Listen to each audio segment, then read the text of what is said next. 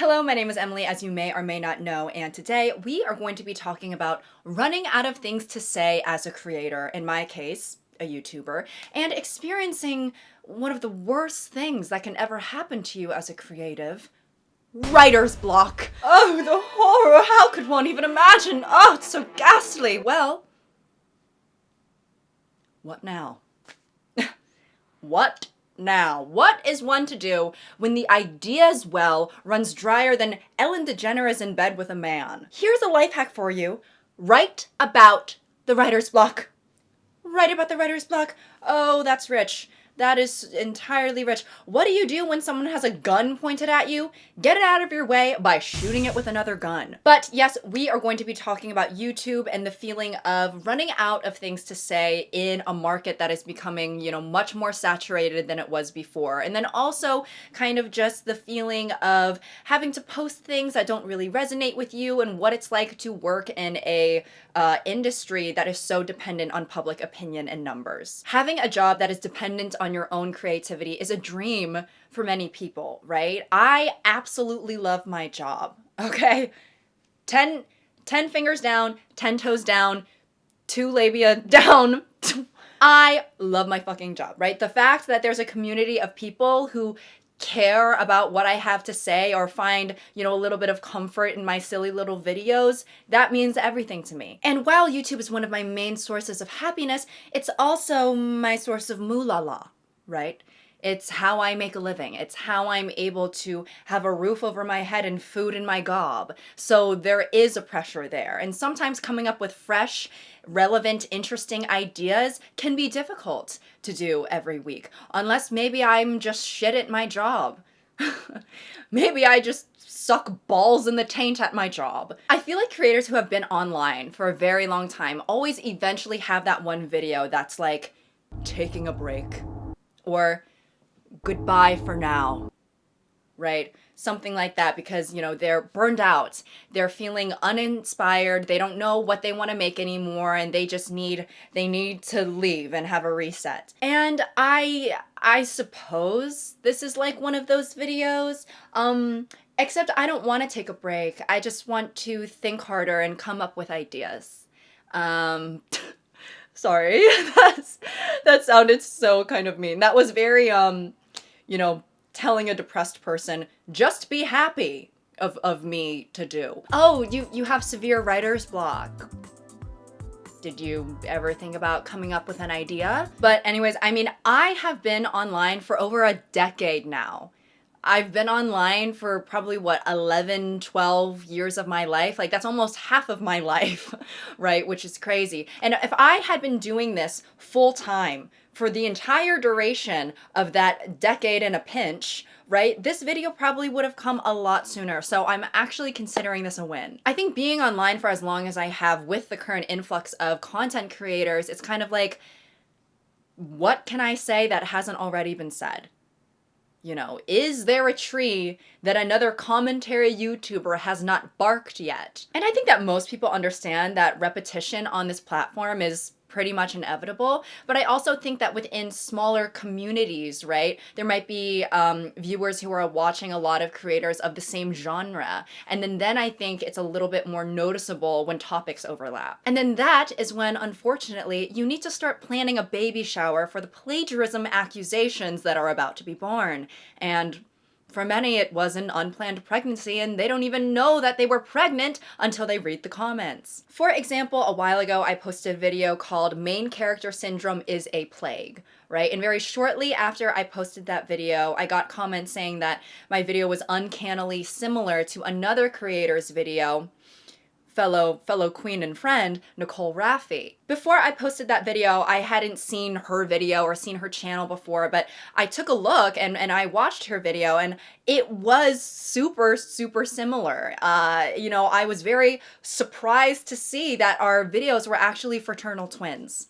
Fraternal twins that could have maybe been a little bit identical, and mine was born second. Sorry, I don't know what's going on with all of the baby metaphors. I think I'm ovulating. Anywho, I just ended up posting a comment under my video, basically shouting out her video because there were a lot of similarities, despite me genuinely not copying her video. And outside of the similarities, there were also some differences and some good points that she mentioned that I did not. So yeah, I just sort of was like, go watch this too. And then there was another instance that was sort of in the opposite direction where about maybe 2-3 years ago, I posted a video about unnecessarily gendered products, right? And then about a year after that video went up, I started noticing some comments that were like, wow, Curtis should have given you credit. And, wow, I can't believe Curtis stole this idea. And I was like, what are you talking about? So then I went to Curtis Connor's channel and I saw that he posted a video that was, hang on, I wrote down the name, The Bizarre World of Pointlessly Gendered Products. And here's the thing. I think that sometimes the internet lacks good faith in people, right? I mean, we're talking about the same place where someone can say, I hope everyone has a good day. And then someone else can reply in earnest, even murderers and animal abusers? Or someone will be like, I baked a cake for my new neighbors, and scroll long enough and someone in the replies is like, oh, so you think people with a gluten intolerance should die? Yes, we made videos that were on the same topic and his came out after mine, but because I have good faith, whoa, sorry guys, I think I just went through a second puberty. But because I have good faith, I'm not going to assume that he stole my video, right? Our videos were very different, very different. The style is different, the editing is different, aka his editing was way better than mine. There's really even no comparison whatsoever. It's like comparing a raisin to one of those big juicy Concord grapes that crunch when you, I guess not to be self-deprecating. I'm getting off track. And sure, you know, the thumbnails might be similar, but given the content, that's not surprising, right? And this topic can be noticed by anyone who's paying attention to the world around them, right? And I don't really know Curtis in a personal way, but he seems like a smart guy. I know he's a funny guy, and I think to be a certain degree of funny, you also have to be, witty and intelligent. But the point is, it's difficult to come up with completely original concepts, right?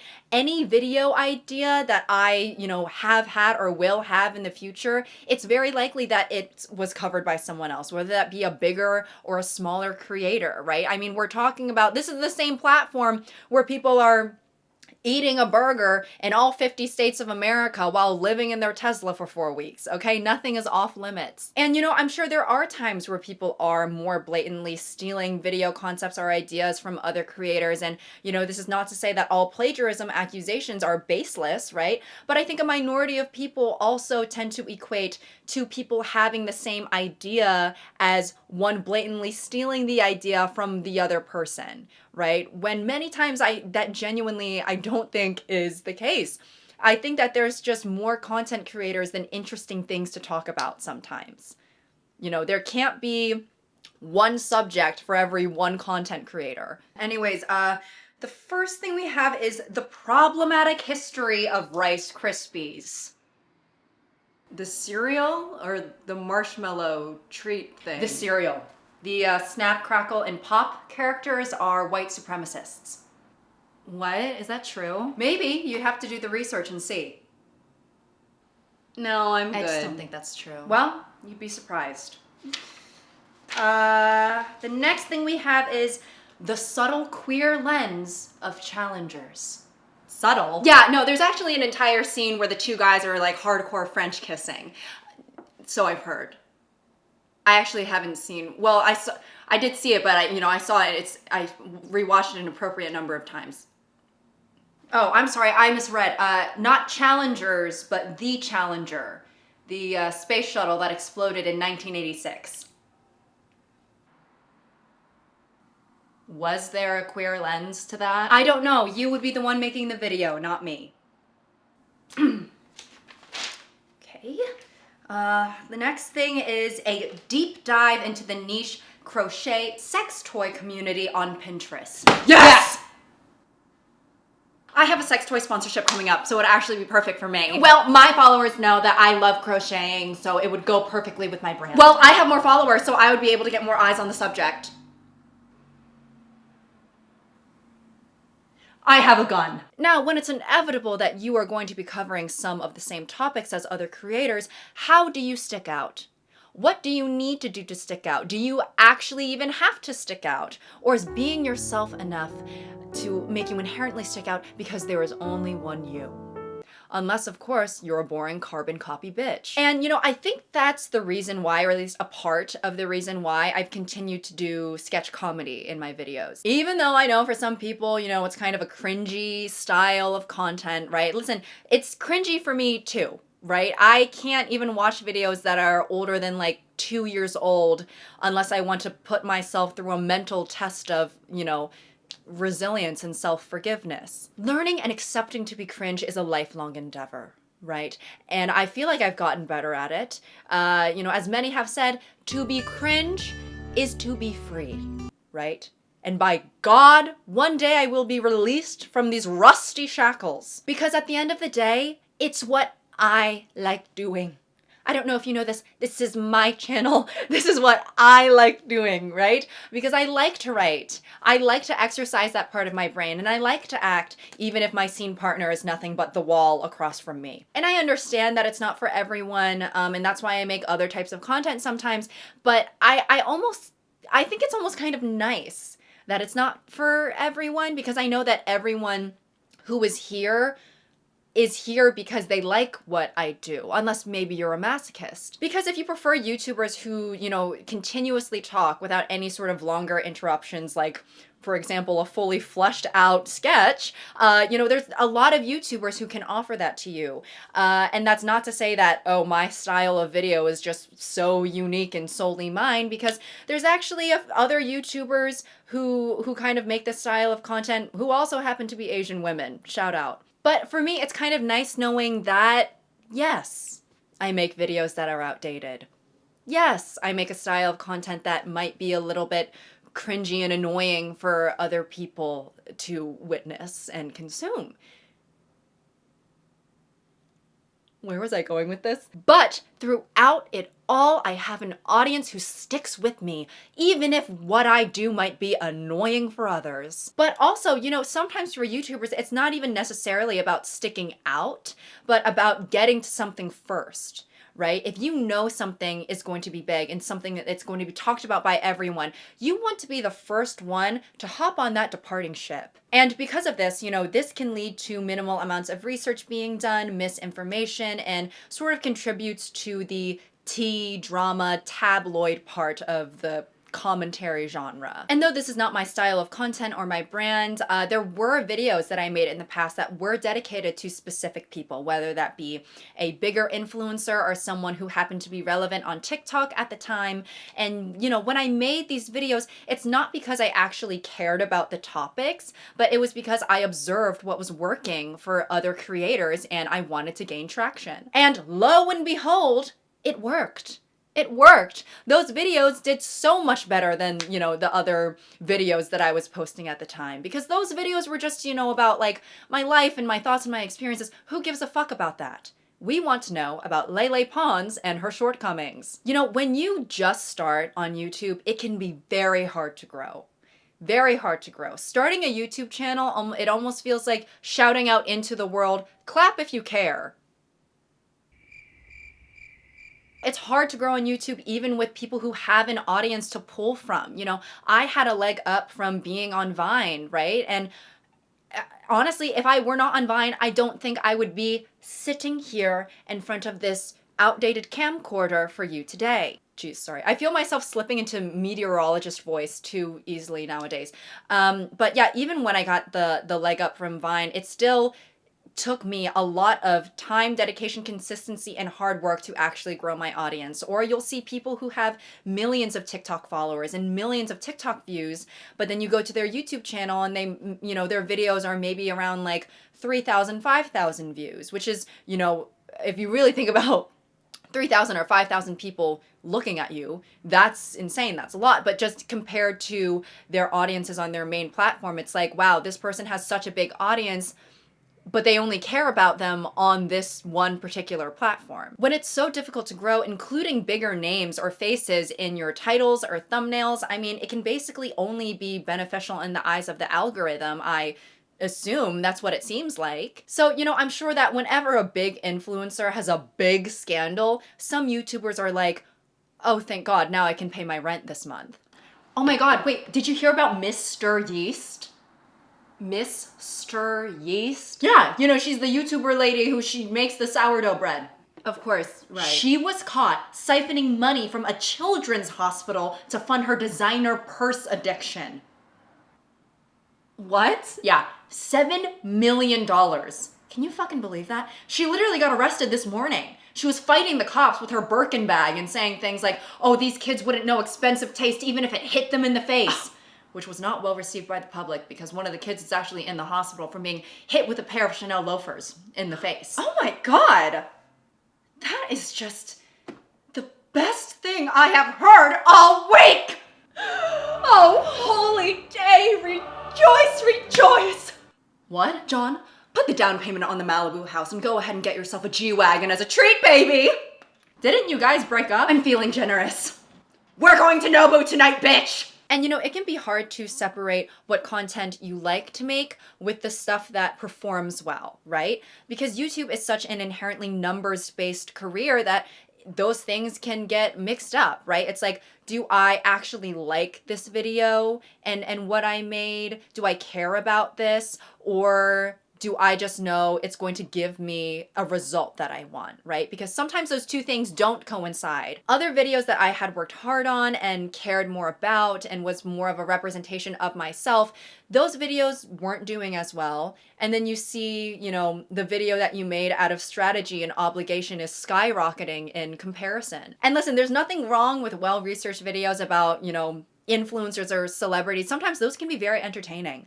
Okay, one time I was, you know, cleaning the house and I put on one of those videos. It was like a 2-hour deep dive on someone that I particularly didn't care about. Made the cleaning go by in a blink of an eye. But I personally just got to a point where I was like, I can't even pretend that this stuff resonates with me to create, right? The views were not worth it to me. I just didn't really want it to be my brand. And who knows, I that could change in the future. I guess, you know, I don't like to limit myself, but that's how I felt and that's how I feel right now. And I think when you are pursuing this as a career, you get to a point where it's not like, you're not even running out of things to say. I had plenty of things that I wanted to say, but I felt like I was running out of things that people would want to tune in for that coincided with what I wanted to say. Also, you know, outside of that type of content just not really resonating with me to make, I also think that, you know, I didn't want to be, you know, like a tea drama type channel where I'm talking a bunch about other, you know, influencers or people because, you know, I would like to further myself in my acting career to get, you know, not an overwhelming amount of success, but a moderate amount, right? And so I just didn't really want that type of content to be associated with my name. Not that it's beneath me or anything, but I think it would just be, you know, imagine finding a video from Emma Stone 10 years ago, and she's doing bad sketch comedy in her basement about James Charles scandals. Huh? Today on our panel, we have Sophie Thatcher for her role in Heretic. I want to know what is going to happen to us before we choose. I don't even know how to begin to answer that question if it hasn't happened yet. Mikey Madison for her role in Honora. And your son hates you so much he married one to piss you off. Listen up. Yeah. Now your family's fucking trash. Margaret Qualley for her role in The Substance. And in the meantime, take care of yourself. And then Emily Fan for her role in Jojo Siwa. What's the LGBT? In parentheses, tea. Get it? Like sipping on that tea. The letter T in the beverage, tea. They sound the same. Karma's a bitch! And I probably f***ed her. Heyo! It's Jojo Siwa, and my whole rebrand has to do with sex and stuff. Do you have anything to share about your performance? No. I mean, you wrote, acted, and edited the entire production. You really have no comments? As the years have gone on, the longer I've been on this platform, the harder I've worked on it, especially going full time with it, I think that I've definitely found my footing a lot more. And I think a lot of that coincides also with me developing my frontal lobe and, becoming more of an actual, having a personhood. I'm very glad that I feel like I'm at a point where people will just watch for me, and I don't have to sacrifice what feels natural for me to make. I remember being really nervous to introduce some of my more casual videos, like my yapping videos, the gaming videos, just miscellaneous stuff, unscripted, whatever, because I was like, can I be funny if it's not premeditated? Premeditated comedy, aka thinking of a joke and writing it down. And I did start making those videos because I wanted to, right? Not being held at gunpoint, not even being held at fisting, not even being held at fist point is what I was gonna say. Whoa, something just happened to me. I got spiritually, never mind. I'm exploring different types of videos because I want to, right? Because I think it creates a more genuine relationship with my audience, and I think it fosters the type of online presence that I want to have. But I would be lying if I said that another reason was not also the fact that I found it difficult to be coming up with fresh new ideas every week, write an entire fully fleshed out script with, multiple sketches in between, film it all, edit it all, and do everything myself. It's a lot. I felt like I wasn't able to keep up with the pressure of posting weekly if I were to have stuck with, my usual video format with every single upload. And even though I haven't gotten to this point yet, because even with the lower effort videos, I still really like making them. I think that they're fun. Some of you guys even say, I just bit the inside of my cheek. Some of you guys even say that those videos are your favorite types of videos, right? So, hey, I'm liking making them, you're liking seeing them. I'm not really, calculating a problem in my head here.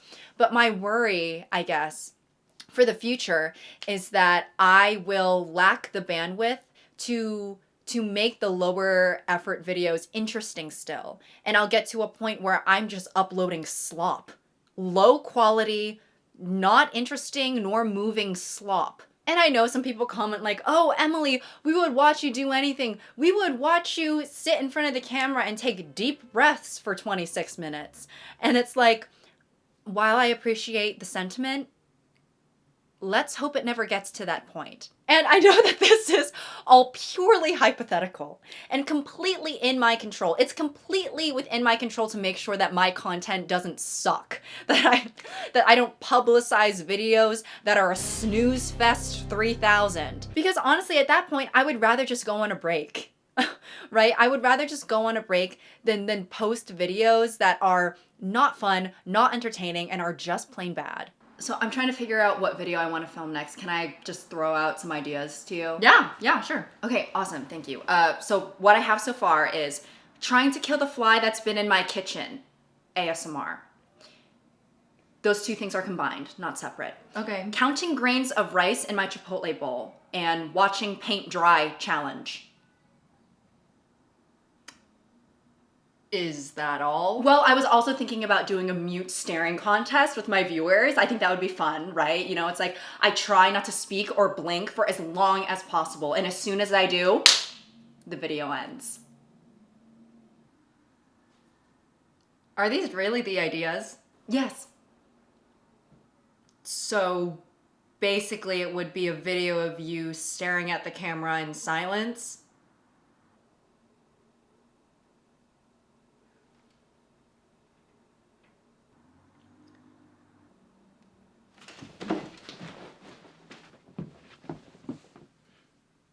Hello, my name is Emily, as you may or may not know, and today I will be logging out until further notice.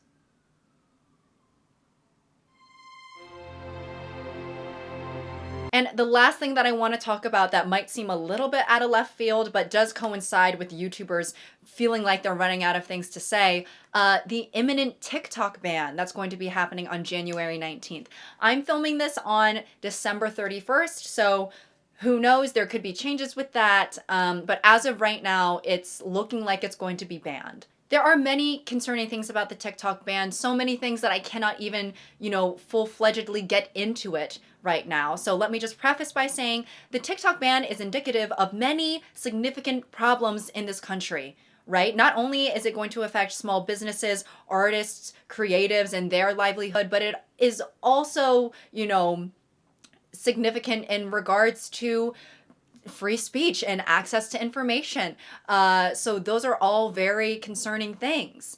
And now with that out of the way, what are commentary YouTubers gonna talk about with the TikTok ban? If you look at any YouTuber who is, like in a similar genre to me, I guess sort of commentary or, I don't know, commentary, video essays, tea, drama, they all kind of like mix together a little bit. But if you look at any YouTuber's channel, odds are they're gonna have 5 to 10 videos with TikTok in the title. TikTok has given us so much content to react to, right? It is basically a buffet of cringe and drama and this or that, whatever. And it's also provided a place for trends to be popularized so then we can critically analyze them, right? Banning TikTok is to commentary YouTubers as banning scalpels is to surgeons. How are we supposed to do our jobs? How are we supposed to work in these conditions?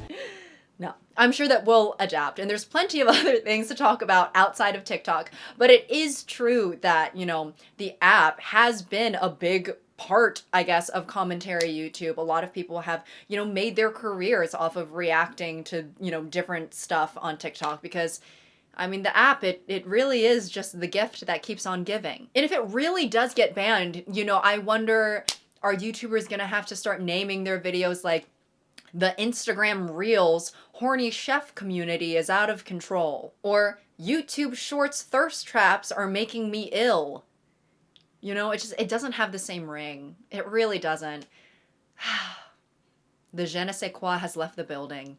And for me, someone who doesn't even focus on, specific TikTokers or TikTok drama or this or that, it's like TikTok is still a reflection of, the current culture, right? And I make a lot of videos about the current culture and society and media and all of these things. TikTok plays a very large role in that. Obviously, there are people who aren't on the app, but, young people's sense of humor, the movies and TV they watch, the music they listen to, the books they read, TikTok can have a very large influence on these things. And while the app getting banned might cut people's screen time in half, right? For us YouTubers, our screen time is probably going to be the same, maybe even more, because we're going to be staring at our laptop, thinking to ourselves, well, what the hell am I going to talk about now? The school has been gradually going bankrupt for this entire year, and I accepted the pay cut, but I didn't think things were going to get this bad. How am I supposed to teach English literature when you sold all of the books? The school sold off all the books? Like, literally all of them. They even sold my personal diary. And now I've just been reading The Odyssey off of my Kindle to the class. Jesus Christ. You know what? I know exactly how you feel. Because with TikTok being banned, I'm not going to be able to make the furry community expose that I was going to make. And I've been planning that for at least hours. Almost half the day. And, of course, in a sense, if you think about it, banning TikTok is like burning sacred texts for YouTube. So, in a sense, again, if you think about it, it's like we're getting our literature taken away as well.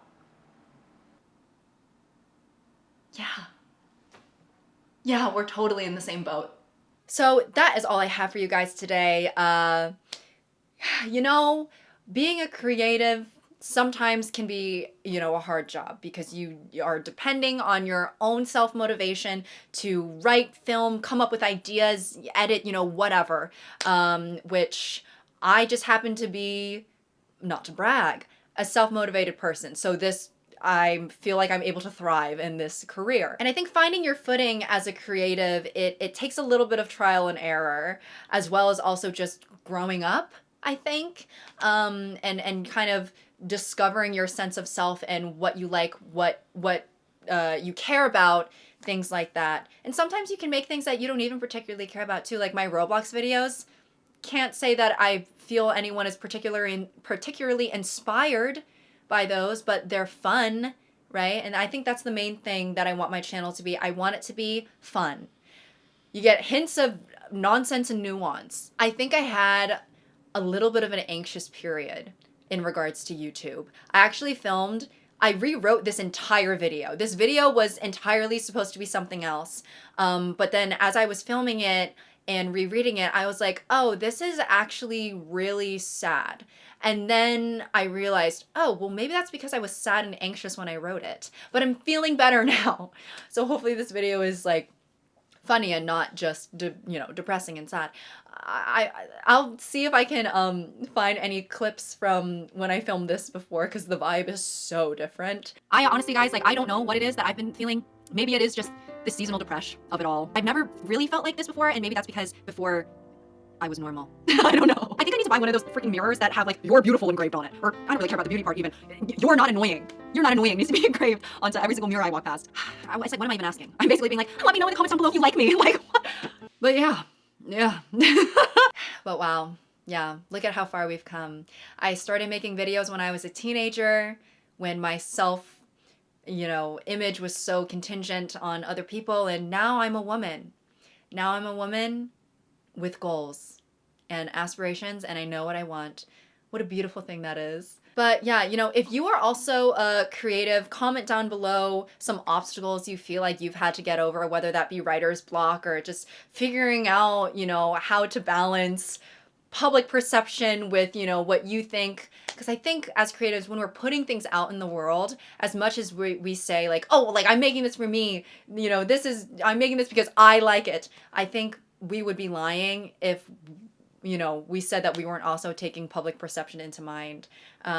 So yeah, and then, if you're not a creative, if you're just a viewer, thank you for watching. Thank you for watching. I hope you enjoyed today's video, and until next time.